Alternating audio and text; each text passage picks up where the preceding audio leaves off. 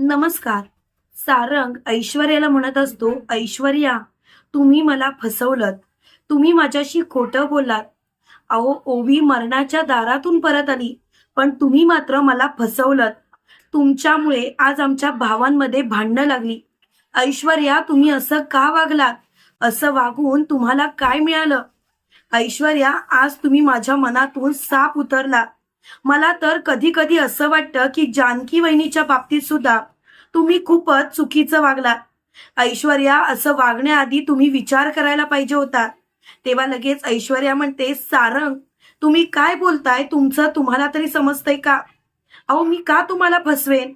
आणि मला तुम्हाला फसवून काय मिळणार आहे? तुम्ही स्वतःच सांगा ना. तेव्हा लगेच सारंग बोलतो, ऐश्वर्या, बस झालं. अहो, किती खोटं बोलणार आहात अजून. आणि माझा तर आता तुमच्यावरती विश्वासच राहिला नाही. तुमच्या वडिलांचं आणि तुमचं बोलणं मी पूर्णपणे ऐकलंय. खरं सांगायचं तर तुमच्या वडिलांना दादानी जी शिक्षा दिली ना, ती योग्यच दिली. आजपर्यंत मी माझ्या दादाला कधीच उलट बोललो नव्हतो. कधीच त्याच्याशी आवाज चढवून बोललो नव्हतो. पण आज फक्त आणि फक्त तुमच्यामुळे मला त्याच्यावरती आवाज चढवावा लागला. त्याच्याशी उद्धटपणे बोलावं लागलं. ऐश्वर्या, हो, तो कधीच मला माफ करणार नाही. तेव्हा लगेच ऐश्वर्या म्हणते, सारंग, तुम्ही त्याच्याकडून अपेक्षा तरी का करताय की तुम्हाला त्यांनी माफ करावं म्हणून? तेव्हा सारंग बोलतो, ऐश्वर्या, बस झालं. तुमची नाटकं बंद करा आणि तुमच्या बोलण्याला मी आता फसणार सुद्धा नाही. तुम्ही मला फसवलत ऐश्वर्या, फसवलत.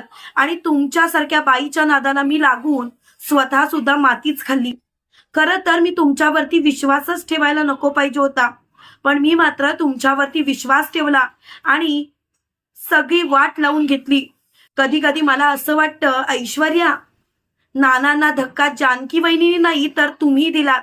आणि तुम्ही खोटं बोलताय. ऐश्वर्या, मी त्यासाठी तुम्हाला कधीच माफ करणार नाही. तुम्ही असं का वागलात ऐश्वर्या, मला सांगा. तेव्हा लगेच ऐश्वर्या म्हणते, बस झालं.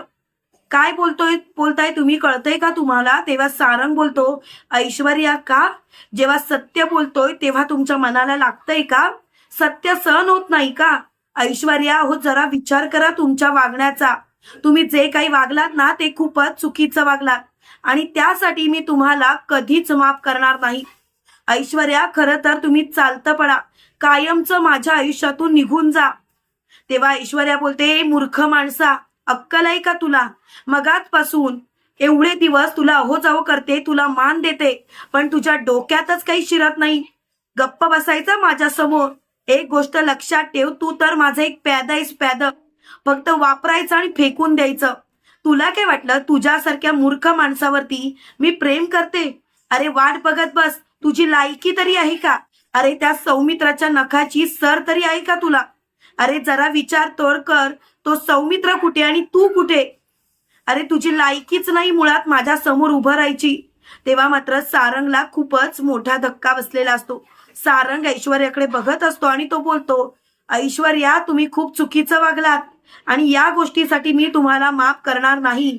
तेव्हा लगेच ऐश्वर्या बोलते, तू माफ करण्याचा प्रश्नच येत नाही. मुळात तुझी लायकीच नाही मला माफ करायची.